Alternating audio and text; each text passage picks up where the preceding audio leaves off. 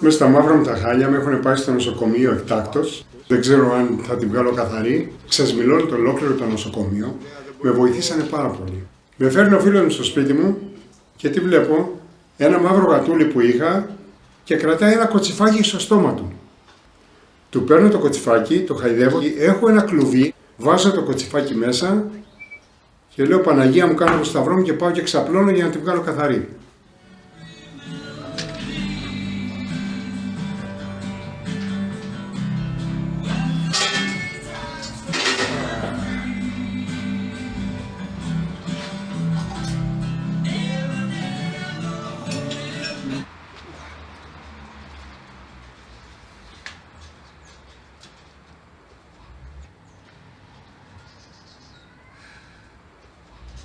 Ποδηλάτης είμαι όλη μου τη ζωή, δεν υπάρχει περίπτωση. Εντάξει, θυμάμαι που ήμουν ένα μικρό παιδί και είχαν τα γερμανικά ποδήλατα και έβαζα το πόδι μου από μέσα, έτσι γιατί δεν έφτανα και ποδηλατούσα.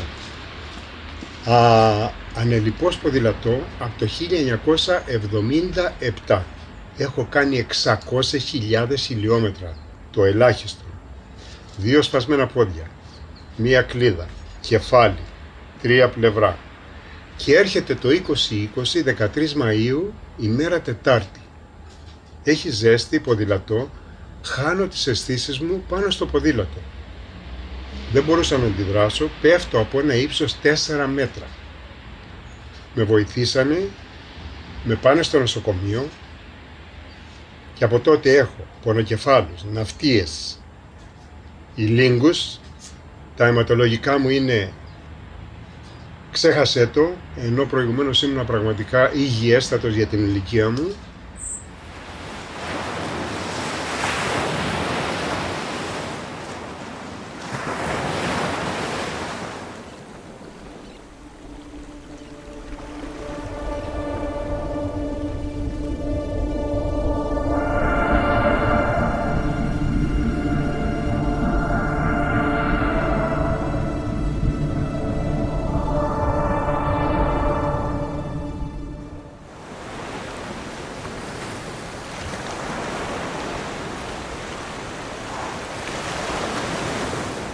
Το κοτσιφάκι τρώει, μωρέ.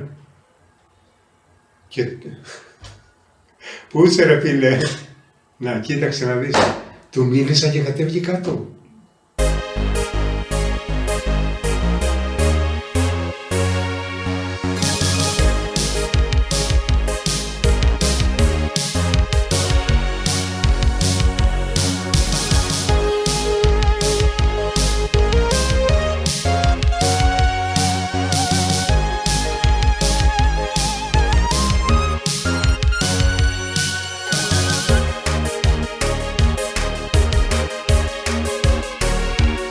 Δούλεψα σε αυτό το μοντέλο, πήγα σε ένα από τα καλύτερα γραφεία της Αμερικής, το Stewart, ζούσα στο Μανχάταν, τα λεφτά ήταν πάρα πολύ καλά. Δούλεψα με τους καλύτερους φωτογράφους όπως ήταν ο Ken Hack, Richard Avedon, Ken Duncan και κάποια στιγμή το 1973-1974 πήγα στη Δραματική Σχολή Ηθοποιίας στη Stella Adler, πήρα το δίπλωμά μου το 1977, έκανα διαφημίσεις στην τηλεόραση, θέατρο. Από τη δεκαετία του 70 έχω τόσα πολλά να θυμάμαι. Μια δεκαετία ανεπανάληπτη.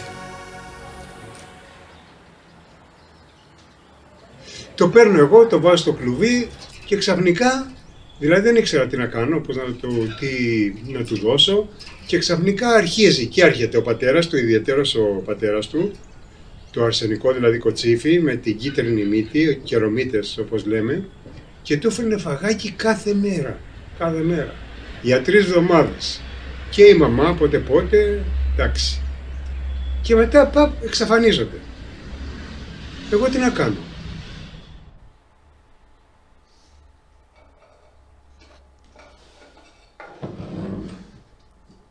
Είναι το 1957, ήρθαν εμένα, με πήραν από το χωριό, με καταβάσανε στα Χανιά, έμαθα ότι η μάνα μου δεν ήταν καθόλου καλά. Τι είχε γίνει? Ο γιατρός είπε του πατέρα μου, του Μανούσο, πάρε τη γυναίκα σου να πεθάνει στο σπίτι.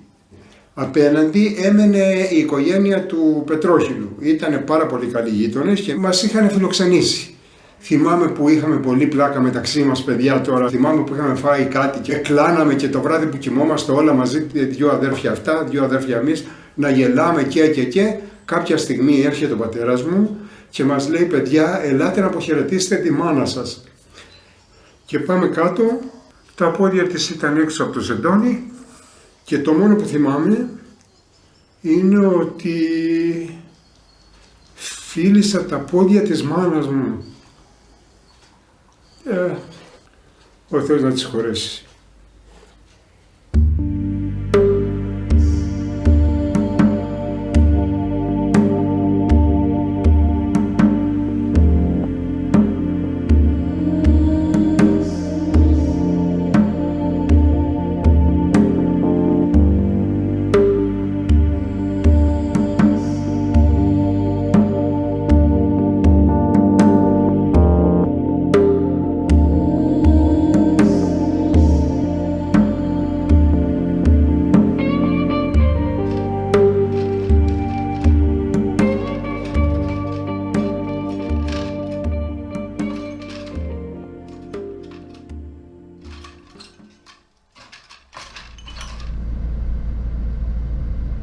Δούλεψα σε 1-2 από τα καλύτερα μαγαζιά της Νέας Υόρκης, όπως ήταν το Hexters, το Uzi's. Άρχισα να κάνω πάρα πολλά λεφτά και κάποια στιγμή πλάκα κάνω και την πρώτη γραμμούλα κοκαίνης σε ηλικία 32 ετών, και ενώ μέχρι τα 32 μου κορόιδευα όλο τον κόσμο που έκανε ναρκωτικά, βρίσκομαι κι εγώ στο κύκλωμα, αρχίζω με το μαλακό.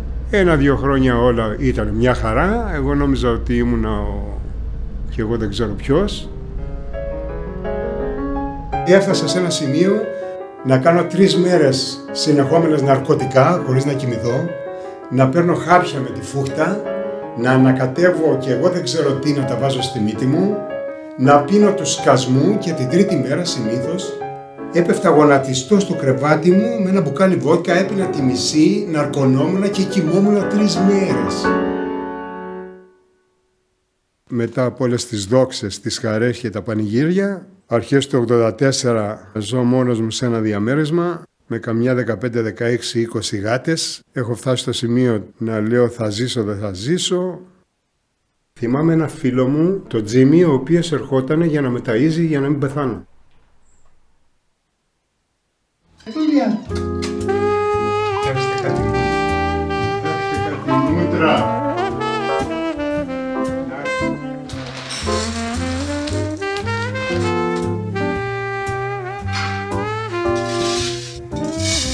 Θέλει κανείς να μπει μέσα?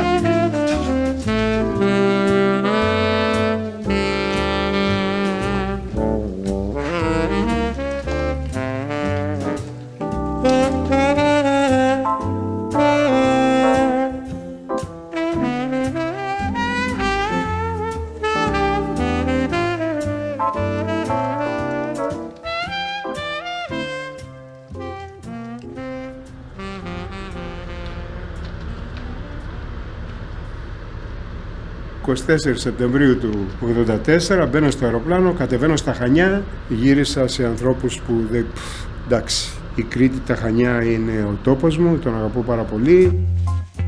Εγώ γύρισα στην Αμερική, γύρισα στη νυχτερινή ζωή.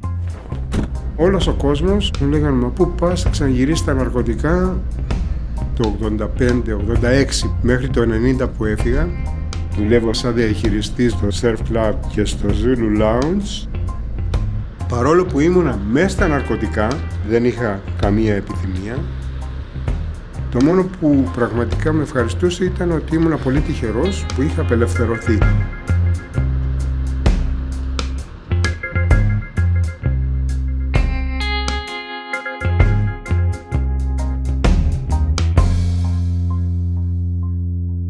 ώρα 6:30, μετά μεσημβρίας, μαυράκης.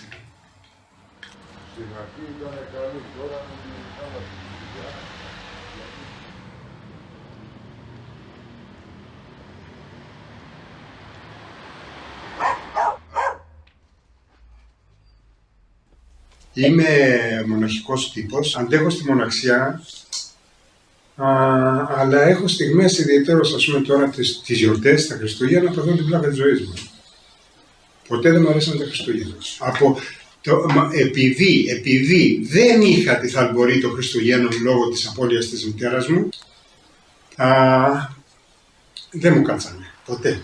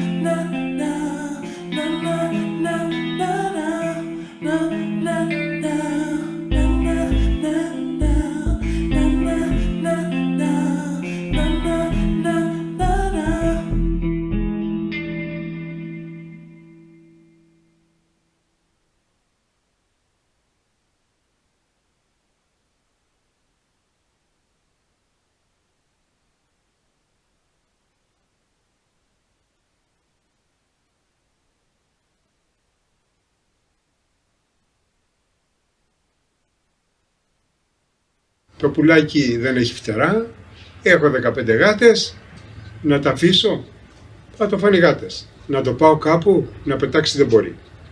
Τροφή να βρει αποκλείεται. Τι να κάνουμε με το πουλάκι, παρέα, κάνουμε παρέα, τι να κάνουμε. Πουλάκι, μ' ακούσε, Αγιόλη.